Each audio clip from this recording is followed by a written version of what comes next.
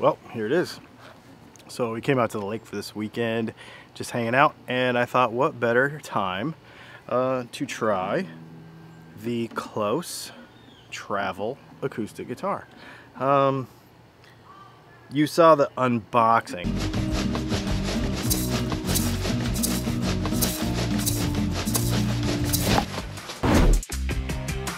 So first of all, what I like about it is not a miniature scale guitar. So I have a Martin LXM, which is one of those little baby Martins, but it's a really short scale guitar and the strings are pretty floppy. We'll have to look for floppy in the morning. This guitar plays normally. The neck profile is a really comfortable, it's like a D, but it's kind of flatter a little bit. It's really comfortable. I really like it. It plays great. The fretwork is fantastic.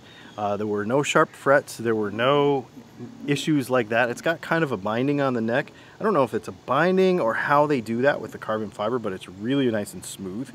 The bridge is like a full-size acoustic bridge. So why I like all that stuff is because even though the body is smaller, it plays and feels in your hand like a real guitar, because it is a real guitar. Like, a lot of people are going to want to make, you know, I know that you're going to be in the comments being like, how does it compare to your McPherson? It doesn't, because this is a travel guitar. My McPherson is not a travel guitar. It's a full-size acoustic. So some people might say the peg head looks kind of dumb, which it kind of does look kind of dumb. But the idea is that it takes an overall length off of the guitar. Everything's really compact and durable.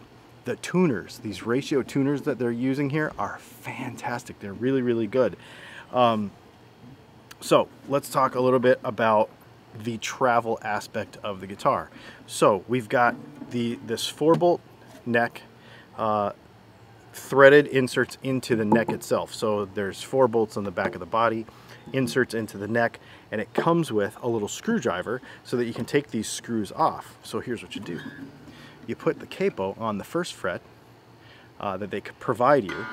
You detune it, you know, slack the strings, pull these screws out, and then the gig bag has options.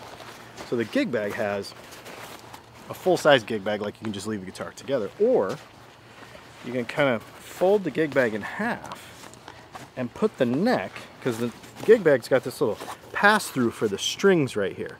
So you can leave it strung up and then put the neck in this little side bag right here, and now you've got just a little backpack size thing that'll fit, you know, like under the seat in an airplane, for example, or in an overhead compartment with no problem.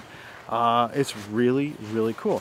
I don't know that I'm going to use the break it down feature very much. I think I'm going to leave it one piece, but it's nice to know that you can do that. Also in here, it's like a rain sock for the whole thing, so you can take this thing anywhere. And you're probably thinking, he just threw it over there on the picnic table. Oh, he just accidentally banged it against the picnic table. So the guys at Klos, just FYI, this is sort of a sponsored video because they sent me this thing to try. Now, I'm not sure if I have to give it back or not. I don't know if they gave it to me. No, give it back. Give what back? I might have to give it back because I want to try another one of their guitars now because they're so cool. So I'm not really sure, but it is sort of sponsored because they allowed me to try it out. In talking to them, one of the things they told me was, don't be easy on it. They said, throw it in the back seat of your car. Don't even bring the gig bag. Just take it with you anywhere, you know? Just throw it over your shoulder and just go. All right, let's talk about any downsides. Well, an obvious, I don't even want to call it a downside, but one of the things you may notice, and there's probably already people jumping through the internet saying it sounds boxy and small. Well, guess what? It is small. This guitar is smaller than a regular size guitar. It just is.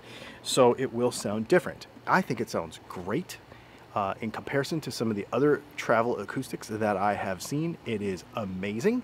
However, it's still small. So, you know, there is that. The other thing is, I was noticing that it, I don't know, maybe my hands are just dirty or sweaty or something, but maybe the top likes to fingerprint a little bit. Can you see like where I've touched it? I don't know if you can see where I've touched it or not, but that might be a thing. But other than that, I mean, I'm really kind of nitpicking here to try to find things wrong with this guitar.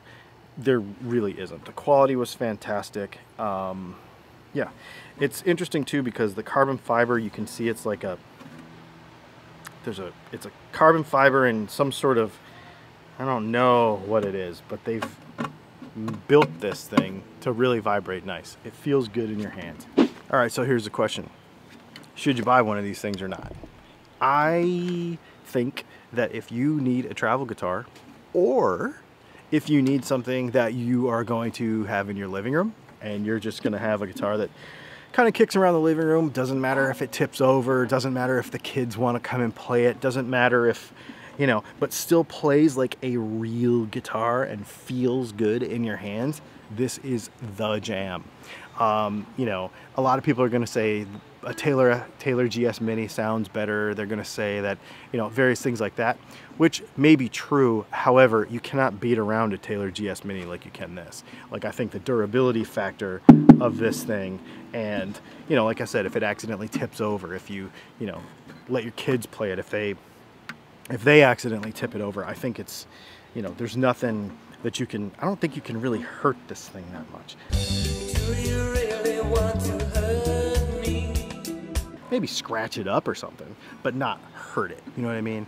Where I think a traditional wood guitar of this size, and sometimes the travel ones are even worse and not constructed very well, that's possible too.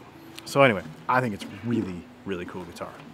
I'm actually kind of excited to do more with these guys because they've got other products too that now, after seeing the little travel guitar, I'm a bit curious about. They've got an electric guitar, they've got a full-size acoustic guitar, and they've got some other stuff too. They actually have that hybrid version that I showed you when we ordered this one with the wood neck and the carbon body, which is cool, and it's actually cheaper than this one too. So there's a couple of different options. Kind of excited about trying some of this stuff. I already corresponded with them and told them I want to try the big one and see what it sounds like.